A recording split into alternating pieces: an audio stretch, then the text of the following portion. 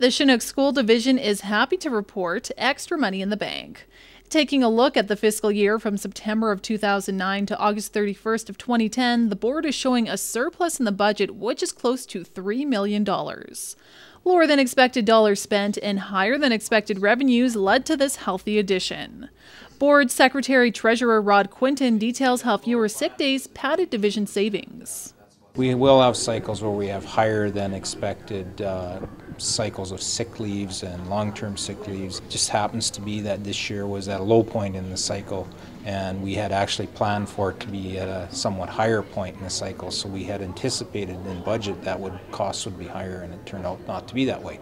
Most organizations and homes saved money last winter as a result of a warmer winter with lower power and heating bills. The Chinook School Board also enjoyed this cut in costs, which helped save them money.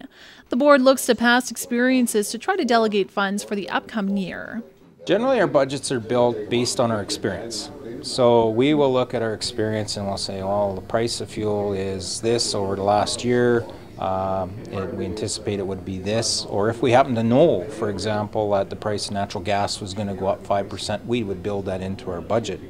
If it happens to drop and we didn't know that, it's fairly difficult to build into a budget. The board depends on government dollars and taxes for funding to cover day-to-day operations. A one-time grant of $1.3 million for the Maple Creek School project helped to keep the division well into the black last year. Quinton says the board will have to sit down and delegate this extra money. We haven't had those discussions yet. Right now it'll just go into accumulated surplus. At some point it might be used for certain other expenditures that maybe weren't in the original plan. Going into the 2010 school year, the board was left with a deficit because of fewer dollars delegated for education from the provincial budget.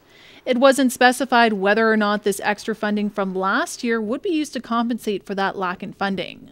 The board will also start using an amortization system to tackle board financing coming into this fiscal year.